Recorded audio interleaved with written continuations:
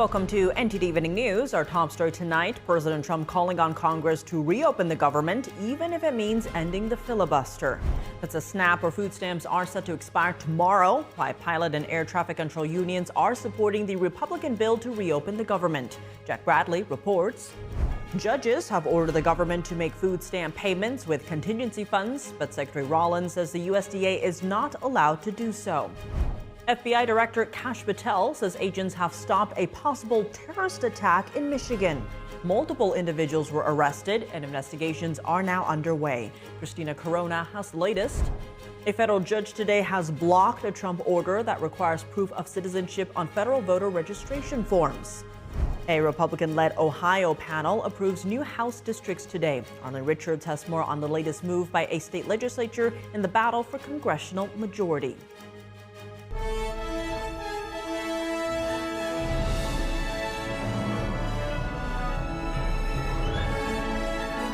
This is NTD Evening News, live from our global headquarters in New York City. Here's Tiffany Meyer. Good evening and thank you for joining us tonight. President Trump is calling on the Senate to slash the filibuster to reopen the government after a months-long shutdown. NTD's Washington correspondent Jack Bradley has more. We'll open up the country and we'll meet very quickly, but they have to open up the country. President Trump is calling on the Senate to slash the 60-vote requirement, known as the filibuster, and pass a government funding bill to reopen the government. Trump wrote on Truth Social late last night, "It is now time for the Republicans to play their Trump card and go for what is called the nuclear option. Get rid of the filibuster and get rid of it now." Ending the filibuster would allow for the majority party in the Senate to pass any legislation based upon a simple majority vote. Congressional Democrats tried to get rid of the filibuster during Biden's first 2 years, but were unsuccessful in garnering enough support from their own party. What's at stake here are food stamps, or SNAP benefits, which are set to expire tomorrow. But a federal judge said the Agriculture Department must use its emergency funds to pay out these benefits, of which over 40 million Americans rely on. All the Democrats have to do is say, let's go. I mean, they don't have to do anything. They don't have to agree. All they have to do is say, the government is open. And we only need 5 Democrats. When you talk about SNAP, you're talking about largely Democrats. But I'm president. I want to help everybody. I want to help Democrats and Republicans. But when you're talking about SNAP, if you look, it's largely Democrats. They're hurting their own people. Other areas feeling the weight of this government shutdown are air traffic controllers, who recently received a $0 paycheck, many of them not showing up to work and working other jobs to make ends meet. That's driving a lot of flight cancellations and delays. Several leaders of unions representing pilots, air traffic controllers, and other travel unions were at the White House yesterday, and they called on the Senate to side with Republicans in passing the continuing resolution, which extends current levels of government funding. You do not get to take the American people's government hostage and then demand that we give you everything you want in order to pay our air traffic controllers. You're seeing impacts of this shutdown on our airspace, and that means travelers are delayed, travelers are canceled. It has real problems. Pass a clean CR, get to the table, negotiate a deal. Do not put working people in the middle of a problem they should not be in there. It is time to pass a clean CR. Use that as the opportunity to get into a room behind closed doors and negotiate hard on the real and substantive issues that the American people want our politicians on both sides of the aisle to solve. Meanwhile, the State Department just added Nigeria to a watch list for violating religious freedom. President Trump said Christians in the West African nation are under threat. Trump wrote on Truth Social today that Christianity is facing an existential threat in Nigeria. Thousands of Christians are being killed, saying radical Islamists are responsible for this mass slaughter. In response, the State Department added Nigeria to a countries of particular concern list. Other countries on this religious freedom watch list include China, North Korea, and Russia, among others. Reporting by Jack Bradley, NTD News. President Trump called on Senate Republicans to end the filibuster over the funding bill battle and reopen the government for the American people. Despite the White House's frustration at the political impasse in Congress, Republicans on the Hill have opposed such a measure. Our Washington correspondent Luis Martinez has the details on the story. Filibuster has traditionally been viewed as a very important safeguard. If the shoe was on the other foot, I don't think our team would like it. House Republican leadership has been clear they do not want to see the end of the filibuster in the Senate.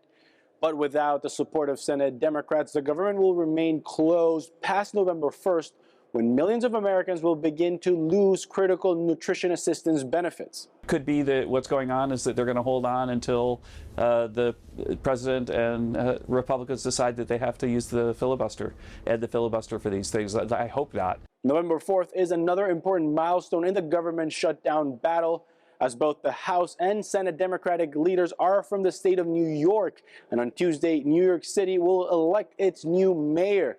Not all Democrats agree with their leadership strategy of leveraging government funding to achieve policy objectives. And like I said, to all of the viewers, I'm apologizing that we can't even get our together and just open up our government. Democratic Senators Cortez Matos, Angus King, and John Fetterman have consistently voted to reopen government. Senator John Fetterman, the Democrat from Pennsylvania, has even supported the idea of eliminating the filibuster, but just for the government funding votes. I think it's entirely appropriate, and I would remind all of us, the Democrats, we wanted to nuke the entire filibuster. I'm referring to right now carving out this specific. Right now, I'm not talking about eliminating the entire filibuster. Senate Majority Leader John Thune and Senate Republicans have been outspoken in their opposition to ending the filibuster. We're not going to end the filibuster on a short-term funding bill. Frankly, we're not going to end the filibuster over anything in this Congress. Well, it would mean that you never face a supermajority vote in the Senate again. And if you eliminate it for a 4-week funding bill, the Democrats, if they take power, will use it to make Washington, D.C. a state, to get 2 senators in perpetuity. They'll use it to pack the Supreme Court. If the government shutdown continues, by the end of next week, it will have become the longest government shutdown in American history. Reporting from Washington, D.C., Luis Eduardo Martinez, NTD News. 2 judges have ordered the federal government to continue paying SNAP benefits by using contingency funds, but the Agriculture Secretary says it can't do so without an appropriation from Congress. NTD's David Lamb has more. 2 judges from Massachusetts and Rhode Island have ordered the Trump administration to use emergency funds for SNAP, the nation's largest food assistance program. Millions of Americans starting Saturday were set to have their SNAP benefits paused as a result of the federal government's shutdown. SNAP serves about 1 in 8 Americans and costs about $8 billion per month nationally. Agriculture Secretary Brooke Rollins addressing Americans a day ahead of the planned lapse in benefits. So the fact that the Democrats are saying, but wait, USDA has money in their accounts, why it is really their fault, I've seen it over and over and over from some of their leaders, is absolute false, and it is a lie. She explained the Department of Agriculture's position on why it could not use contingency funds to cover the food stamp program.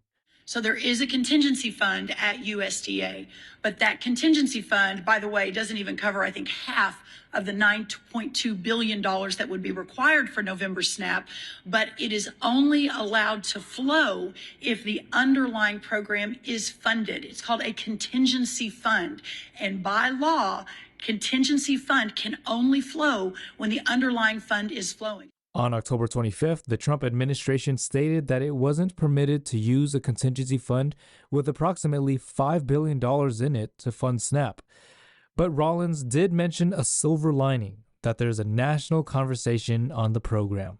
She noted that the program costs rose to unprecedented highs during the Biden administration, and that under President Trump, the USDA is adding more accountability. For example, she said they are stopping illegal immigrants from receiving benefits and rooting out fraud and abuse. Rollins also said she's imploring Senate Democrats to reopen the government. David Lamb, NTD News. As the government shutdown enters day 31, are everyday Americans concerned that the SNAP program could potentially run out of funds? NTD's Sam Wong was out on the National Mall in D.C. to hear from the people. Are you concerned about SNAP programs running out of money soon? No, I think it actually maybe should be a wake-up call for people that they need to go do something to provide for themselves because the government is not always going to be able to provide for them. Well, food stamps are affecting the poorest of the poor and the most needy people, and over 40% or something, or 50% are children? Let's give it a break already. Let's cut it out and take care of the people. People in my family, like, cousins, stuff like that, they're affected by it. So, it is like a concerning matter, but of course it's something that can be solved. Yeah, I'm concerned, but I think we also need to look at that program and really find out who the people are who need it. I know something about this. I teach in a prison, so a lot of my students come from families that are highly dependent on these programs, but with able-bodied parents who could work but choose to sort of, milk the system, and that happens with all whites, blacks, yellows, and browns. It's just a program that we need, I think, to manage better. I know that this country was founded by guys that came over in a boat with a shovel and an axe. And if you didn't work, you didn't earn, you didn't pay your way through, you just didn't make it. By having handouts and programs like that, we all want to protect the needy. We want to have that safety net for them. But it breeds people taking advantage of it, and more they expand it and expand it and expand it to where it just doesn't make sense now. Are you concerned about the potential fallout since 1 in every 8 Americans rely on food stamps? Potential fallout can be disastrous to the neediest people in our society. I mean, yeah, of course, because, it affects more than just personal families. It affects people who aren't on food stamps as well because, when people need things, they're going to go get them regardless of, how they get it. I'm concerned about people not understanding why they're not getting their SNAP benefits. You and I both know they're not getting it because we need 5 more Democrat votes. They're not told that's the reason. For our mainstream media isn't exactly telling them the truth on this issue, so they're angry. Yeah, I think that's something to be concerned about. But again, maybe if they turn the government back on and did fund it, and then, let's look into it and see if we can manage the system better. But certainly, yeah, I'm concerned about my fellow Americans. I think we all should be. We have generous hearts as Americans. We aren't going to let our people suffer. And so, no, I'm not concerned at all. I think it's an opportunity for them to realize they need to go take care of themselves and stop being dependent on other people. And for more analysis on SNAP benefits and where things are heading on Capitol Hill, hear from Josh Lafazan and Rosemary Betke tonight on Capitol Report at 7 p.m. Eastern Time.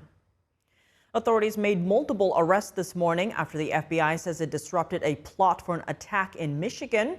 Officials say the suspects were planning a violent act over the Halloween weekend. NTD's Christina Corona has the latest. FBI Director Kash Patel says that several individuals who were planning a violent attack over the Halloween weekend were arrested in Michigan on Friday. 5 people ages 16 to 20 were taken into custody. The FBI and police conducted raids near the cities of Dearborn and Inkster. Footage shows investigators carrying items out of a house. Investigators say the plot may have been inspired by ISIS, and they are checking whether the suspects were radicalized online. According to officials, some of the group talked about the attack in an online chat room, calling it Pumpkin Day around Halloween. Investigators also say it was unclear whether the suspects had settled on a specific time or target for the attack. The names of the arrested individuals have not been released, and officials noted the suspects did have access to firearms. Patel praised the FBI's swift action with local authorities, saying it prevented what could have been a tragic attack. Last month, Patel confirmed that over 1,000 domestic terrorism cases were under investigation. Currently, we have 3,500 international terrorism investigations. Specifically, we have in this country 1,700 domestic terrorism investigations, a large chunk of which are nihilistic violent extremism, NVE, those who engage in violent acts motivated by a deep hatred of society. Patel said more information will be released as the current investigation unfolds. Police emphasized there is no ongoing threat to the public. Christina Corona, NTD News. Homeland Security says death threats against immigration officers have increased 1,000% this year. A new report shows a rise in online threats, stalking, and harassment targeting ICE agents and their families. The DHS says they arrested an illegal immigrant living in Dallas earlier this month for posting a video on TikTok allegedly offering $10,000 for the murder of ICE agents.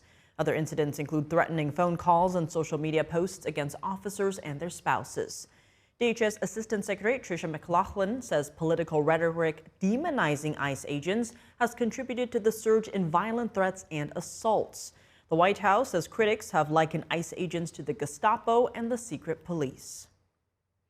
In the battle to hold a congressional majority, another Republican-led state legislature has adopted new U.S. House districts. Meanwhile, Virginia's Democrat-led General Assembly advances their own plans for redistricting. NTD's Arlene Richards has the details. Ohio Republicans on Friday entered the intense battle over congressional seats taking place across several states. The Ohio Redistricting Commission adopted new U.S. House districts that could boost the GOP's chances of winning 2 additional seats in next year's elections. Having received a unanimous vote by members of the Ohio Redistricting Commission, as well as 2 affirmative votes from members of each of the 2 largest political parties in the Ohio General Assembly as required by Article 19, Section 1E of the Ohio Constitution, the Congressional District Plan for the state of Ohio is adopted and will remain effective until the year 2031. Before the final vote, local Democratic citizens criticized the new map. We expect you to do right by the voters and create fair voting districts. Our redistricting process remains deeply flawed, lacking fairness, collaboration, and transparency that true representation demands. Several Ohioans said the new map is gerrymandered more for Republicans than the one it is replacing. Ohio's state auditor said the map was fair because 55% of the population is Republican and 45% is Democrat. This citizen disagreed. Because you're saying, under your theory, then every single district in Ohio would end up being Republican, and we would have 15 Republican representatives in Congress and 0 Democrat, even though 45%, almost half the population, is Democratic. Meanwhile, Virginia's Democratic-led Senate approved a proposed constitutional amendment on Friday that would give the Virginia General Assembly the authority to temporarily bypass a bipartisan redistricting commission and gerrymander their maps. The amendment leaves the commission intact, but provides an option for the legislature to act between January 1st, 2025 and October 31st, 2030, if another state redraws its congressional districts before the next census. The measure would still need to pass the General Assembly again next year, then go before voters in a statewide referendum. Arlene Richards, NTD News. A federal judge today ruled that the Trump administration can't require documentary proof of citizenship for federal voter registration.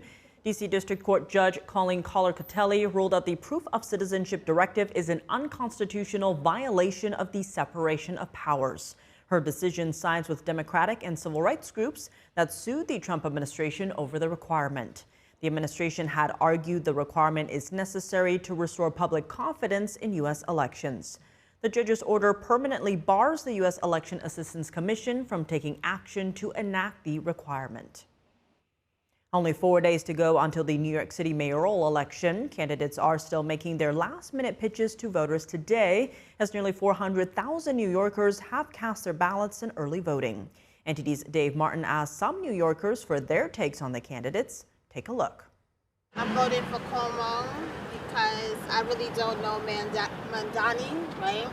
I don't know enough of him, and I don't trust him enough to run the city. His promises is like a little bit outlandish. Like I just think it's too much, like, you know, free busing. I don't think that's gonna happen. I think in Cuomo, you know, I felt like he was a fair governor. His personal business does not have to do with his work ethic. Yeah, I'm planning on voting for Zoran Mandani. I think he's great for the people. He really makes me think of like myself as a New York resident. I feel very connected, and I especially like what he wants to do with the MTA. I really think that's a good thing, especially because so many New Yorkers here like are dependent on commuting, whether that's for work, for school. I'm 23. In my 23 years of living, you always hear politicians going to do this, going to do that. And then when they get into office, something happened, and they do a fraction of what they actually said they were going to do.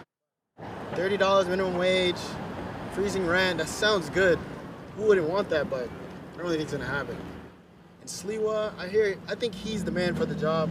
I don't think he's gonna win either. From what I know about him, he's been in the streets of New York since like the 70s. I heard he got shot over it.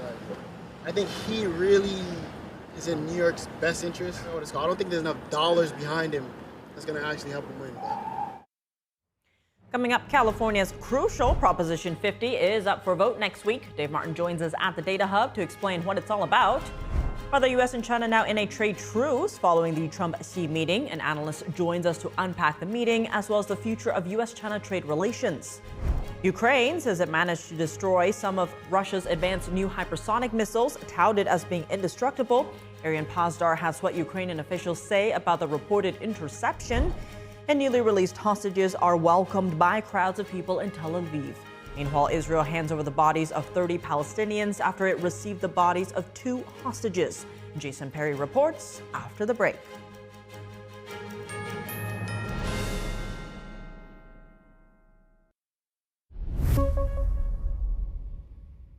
Welcome back. I'm Tiffany Meyer. We're joined now by NTD's Dave Martin, Election Data Hub analyst at our Data Hub. Dave, a lot going on right now in the sports world, but let's focus on the election right now because California is proposing to redraw their congressional districts in a vote that will take place on Election Day, Tuesday. Can you walk us through what this exactly entails? Yeah, basically, this is all about the balance of power in the U.S. House of Representatives. Well, we'll get that into just a second. Now, California's Prop 50 vote would authorize a new congressional state map that would likely result in 5 more Democrats being added to the U.S. House of Representatives. That's based on how each area voted or how each district voted in the 2024 presidential election between Donald Trump and Kamala Harris. Now, this is a look at how the current lines are drawn up right now. Now, you've got these districts. Dark blue here is where Kamala Harris won by more than 10%. These few light blue here are a lean Democrat, which they won by less than 10%. Conversely, we've got dark red here where Trump won by more than 10%, and the light red where he won by less than 10%.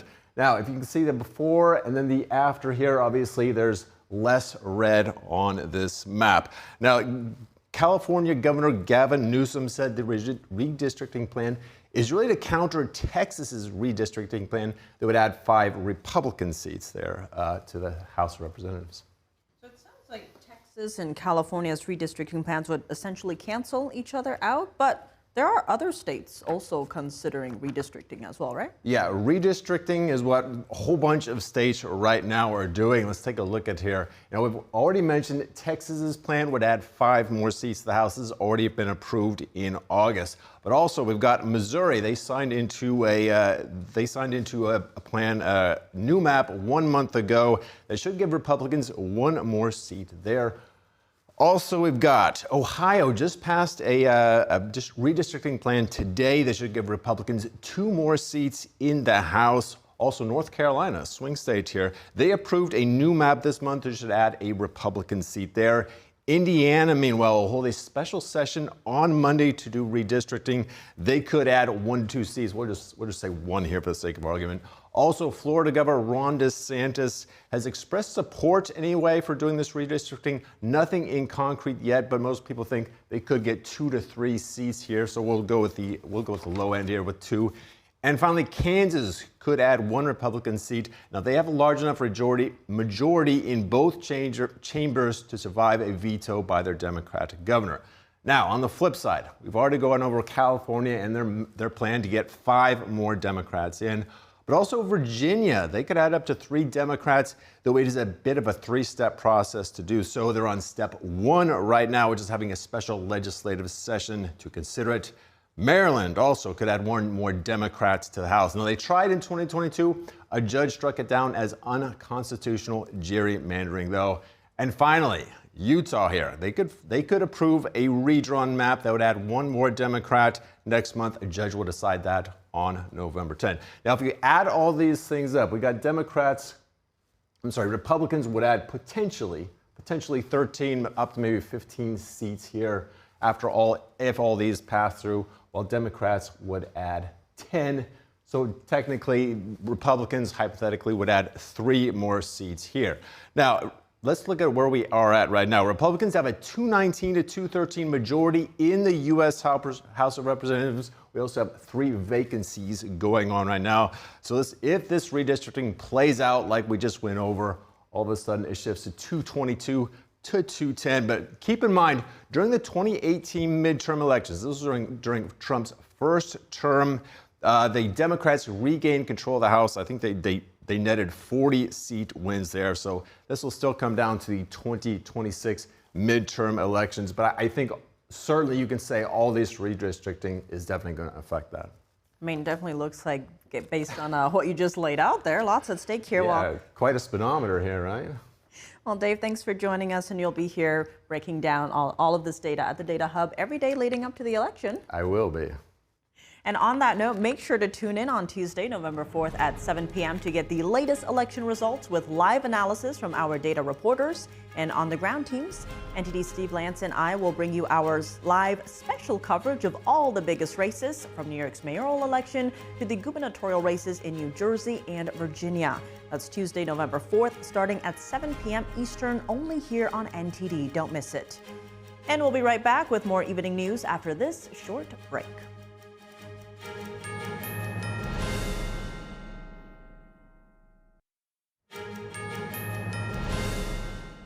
Welcome back. I'm Tiffany Meyer. President Trump met with Chinese regime leader Xi Jinping this week in a highly anticipated meeting. Before this meeting, the Chinese Communist Party tried to impose curbs on global rare earth exports, but it let up after the negotiations with Trump. The CCP also published its new 5-year plan this month. So what does the future hold for U.S.-China relations? Can the Chinese economy survive Trump's reordering of global trade? And who holds more cards in the trade war? Joining us now to unpack all of this is Anders Corr, publisher of the Journal of Political Risk, principal at Core Analytics, and author of The Concentration of Power. Anders, thank you so much for joining us. A lot of focus on the Trump-Xi meeting. It covered a lot of ground, from fentanyl, soybeans to rare earths, according to reports. Now, given these are verbal agreements, no deal has been signed yet, is it more of a trade truce than a trade deal? How are you reading this? That's a great characterization. The devil is in the details here. You know, Trump decreased the fentanyl-related tariffs by 10% from 20%. You know, so clearly there's some very hard bargaining here, and we'll see what happens as far as whether China actually makes changes to its counter-narcotics enforcement. But I don't think anyone's really holding their breath, and I think that the 10% drop in that particular one is probably a goodwill gesture. I think Trump was really making an effort. I think you see in his relations with Xi that he's really bending over backwards, essentially, to extend the best hand, put the best foot forward, try to be friendly despite all of the problems, which is to his credit. But I didn't see Xi Jinping returning the favor at all, really. Now, fentanyl, of course, huge issue. Another of the key aspects people were watching for in that Trump-Xi meeting was the issue of rare earths. While China has agreed to delay the recent rare export controls for a year, the ones from April appear to still be in place. Now, those covered 7 of the metals as well as magnets that are critical for automakers and defense companies. What do you make of these verbal trade agreements? Is it back to the status quo before the recent escalations? I think that's a good approach or thought.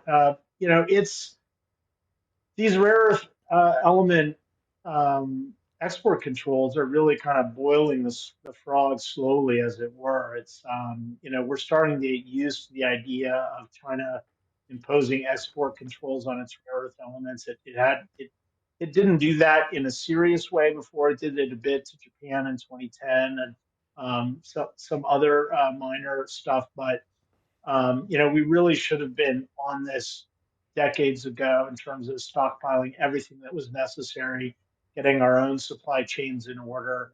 As soon as we saw them do that against Japan a decade and a half ago, we should have taken more action, but we didn't. And now we're caught flat-footed, essentially, and we're a bit over the barrel in these negotiations. So what Trump is doing is really buying time so that we can get our own supply chains going that are independent of China.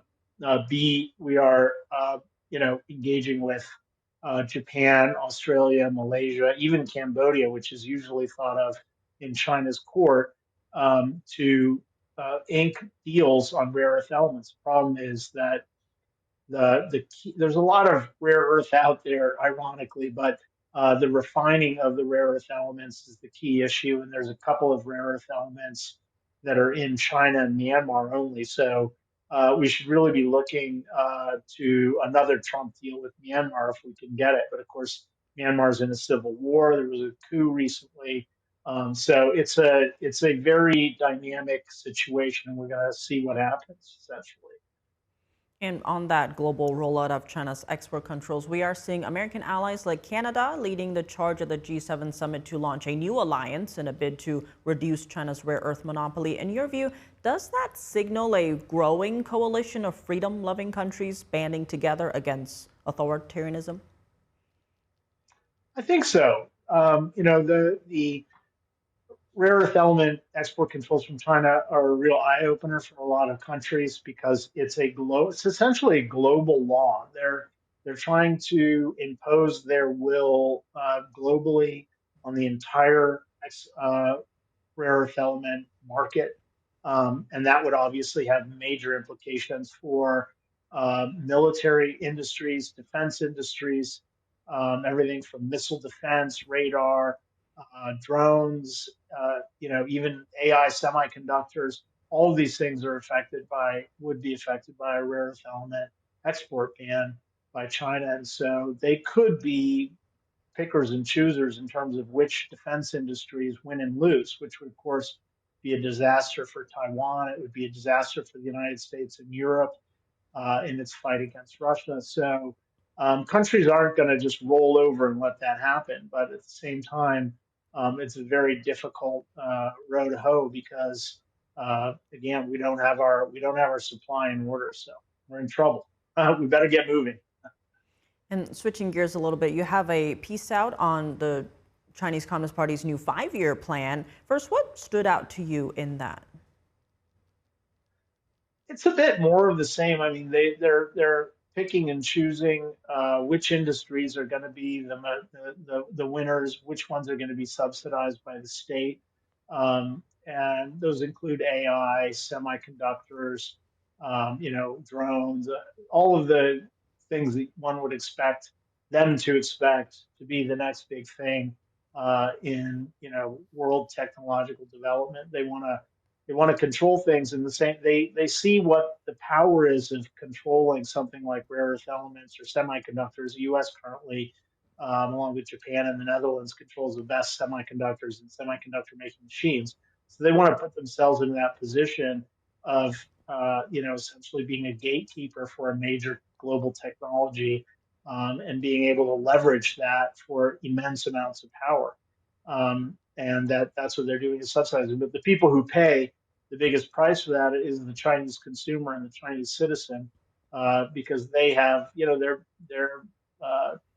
purchasing power in terms of what percent of it what percent of that Chinese economy is driven by consumer purchasing is around 50%, and that's a lot less by 10-20% compared to the rest of the world. So unfortunately for the Chinese consumer, the Chinese Communist Party has a lock on them and is able to squeeze them for everything they got in order for the CCP to try to use that economic power instead of for buying consumer goods for its citizens, use it for their own malign purposes. Well, Anders, Cora, as always, thank you so much for joining us. Thank you. Ukraine says it managed to destroy one of Russia's advanced new hypersonic missiles, previously touted as being indestructible. Fighting in Ukraine continues. Officials reporting attacks in multiple eastern cities today. NTD's international correspondent Aaron Posdar has the war update. Russia launched an overnight attack on the northeastern Ukrainian city of Sumy, injuring 11 residents, including 4 children. Footage shows the night sky lit by an orange glow, followed by sounds of explosions. People were also seen evacuating as firefighters hose burning buildings and other structures. Ukrainian officials say attack drones damaged multiple residential buildings and homes. Ukraine's train operator also says the drones struck a passenger train depot in Sumy, damaging its premises and rolling stock. Fighting also continues in the strategic eastern transport hub of Pokrovsk. Both sides have recently been focusing their attention on the city. This week, Ukraine reported that about 200 Russian troops have infiltrated the city in small groups. Ukrainian President Volodymyr Zelensky provided another update on Friday, saying he's optimistic Ukraine will stop Russian advances. Передусім, ми продовжуємо знищувати окупанта, і це найважливіше. We continue to destroy the occupier, and the most important thing is to stop Russian assaults wherever and whenever possible. The Russians want to turn our whole country into what they're doing to Pokrovsk, to Kupiansk, and to our other towns and communities. Zelensky also commented on the European Union's 19th sanction package, which the bloc is currently working on. The Ukrainian president says the sanctions target more than 50 individuals, mostly Russians, who are working for Moscow in the Ukraine war. And Ukraine reports managing to destroy one of Russia's advanced new hypersonic missiles. The Kremlin previously touted them as being invulnerable to air defense systems. According to Ukraine, the incident took place 2 years ago.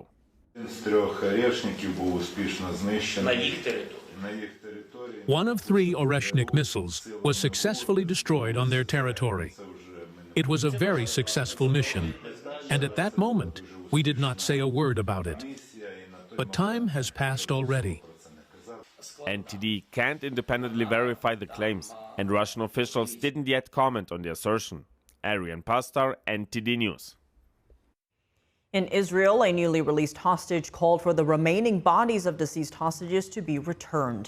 And just a day after receiving the bodies of 2 hostages, Israel returned the bodies of 30 Palestinians to the Gaza Strip. NTD's Jason Perry has the update.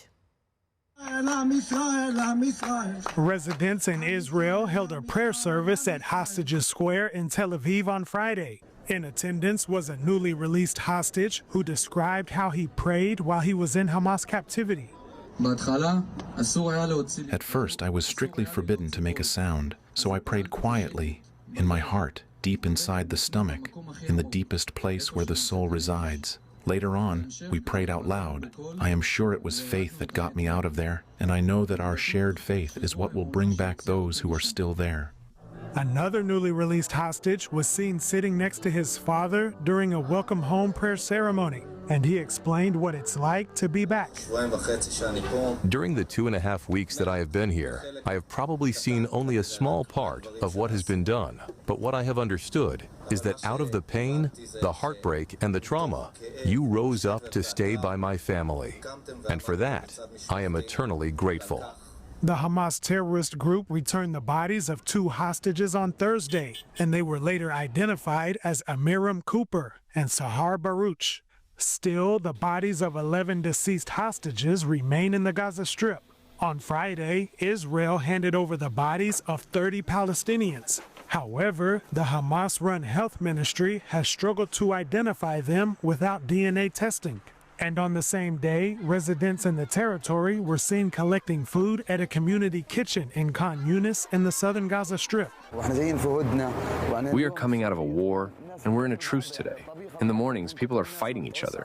As much as people push to get food, they drop it on each other and get burned. Meanwhile, the foreign minister of Turkey said he was concerned over whether the ceasefire will continue. And he said Turkey will hold a meeting on Monday with other foreign ministers to discuss the situation in Gaza. And in another development, the United Nations says the Iran-backed Houthi terrorist group in Yemen is currently detaining 59 UN employees. The Houthi acting foreign minister said some of them will now face trial over Israel's airstrike in August that killed Houthi leaders. The UN has rejected accusations that its staff were involved in that attack. Jason Perry, NTD News. Coming up, the President and First Lady bring Halloween joy to children by handing out candy to trick-or-treaters on the White House South Lawn, plus safety tips for children tonight when we come back.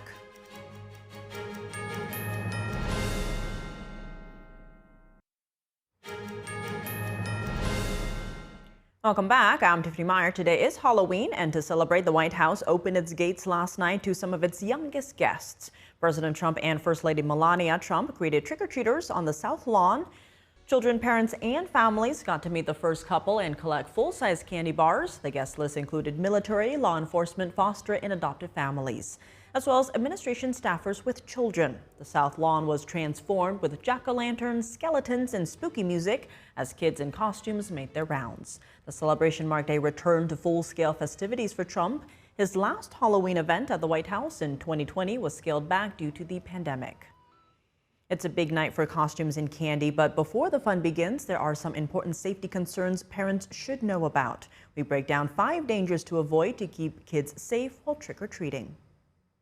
It's a day filled with carved pumpkins, costumes, and candy. But before you head out this Halloween, make sure your trick-or-treaters stay safe. It can be dangerous for lots of different reasons. Dr. Manisha Agarwal with Children's Healthcare of Atlanta says there are 5 Halloween hazards to keep in mind today. First, costumes can cause a child to trip, so she says to make sure it fits properly, and if there's a mask, make sure the child can see through it. Second, nighttime visibility is a hazard, so make sure the trick-or-treater can be easily seen at night, even if their costume is dark. Think about adding reflective stickers and other designs that might make it easier for your child to be spotted by people who might be driving by. Third, being a pedestrian at night can also be dangerous. Agarwal says to stick to sidewalks, go over how to safely cross a road, and if there's a car, make eye contact with the driver before crossing.